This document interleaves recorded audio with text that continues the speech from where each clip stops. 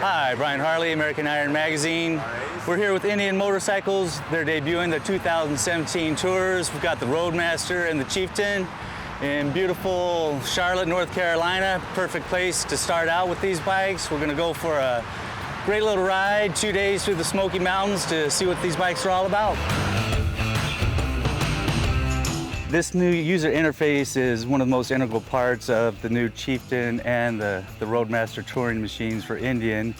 This gentleman right here, he knows more about it than anybody else, so we figured we'd go to the source. So why don't you introduce yourself, introduce your position with Indian, and let's talk about this new console. Sure, I'm Neil Quaddy. I'm the program leader for Indian Heavyweight. So on the new 7-inch touchscreen, we wanted to hit on a couple large things. The biggest thing about this was really getting it so that the consumer has it out in front of them, having the largest, the fastest, and most customizable screen. So you can see in this 7-inch screen, we put it up high where it's close to the road. It's close to you when you drive, so you can reach it, and then you'll see in the speed of the system how fast it works. So when we went through, we wanted to make sure that as you're riding, most of your attention is on the road. Make sure to keep your hands on the handlebar. When you do reach out for the touch screen and someone's sitting on the seat, we didn't want people repositioning their shoulders, so we moved it in close so you can, one, see it and it's clear for you, and then two, it's a nice easy reach. You just reach forward and touch the screen without moving your body. And then similar to a cell phone, you can expand and close things with your fingers, and it's usable even with a gloved hand on, right? Right, so gloves, it's a capacitive touch screen, so gloves work just fine on this. And then there's a touch, tap, swipe, and then pinch to zoom. So very similar to what you'd have on any cell phone. You'd go through and you can just touch the screen just like a cell phone today, and it works very similar. Great, appreciate your time. Yeah, thank you.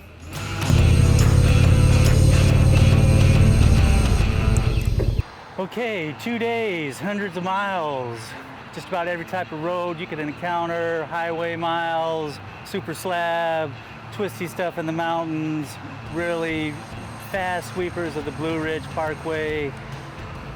Gotta admit, the bike handled everything we threw at it.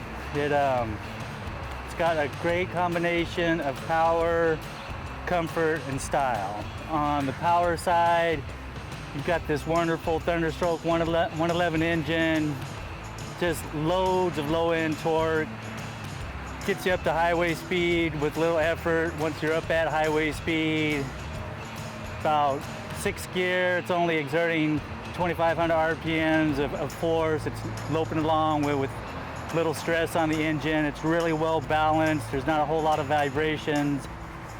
On the comfort side, for a 6-foot-tall rider like me, it's just, the ergonomics are spot on. The handlebars fall naturally at hand. You've got a really nicely contoured seat, upright ergos.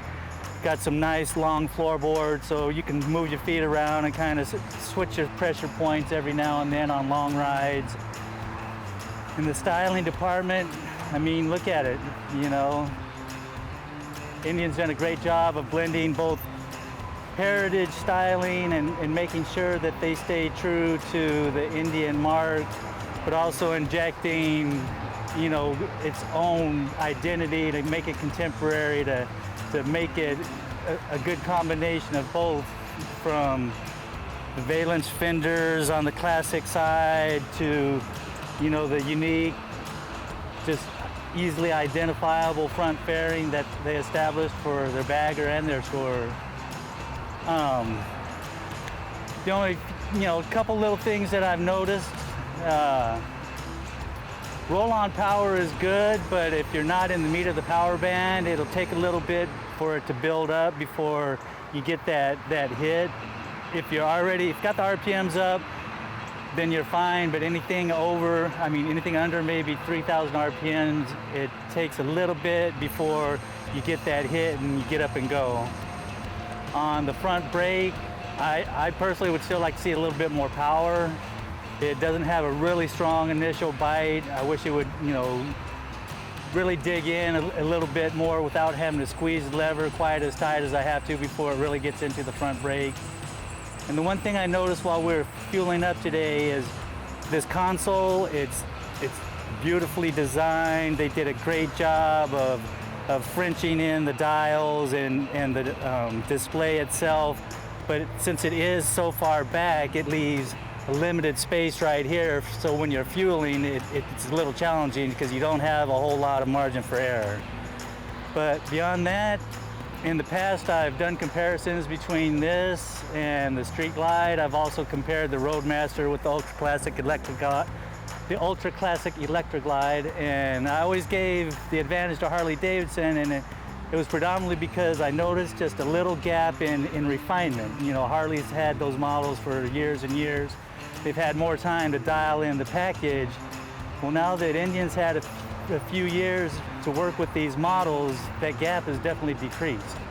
And now I'm not even sure if there, truly is a gap, which means that it's definitely comparison time. Until then, Brian Harley, American Iron Magazine, signing off.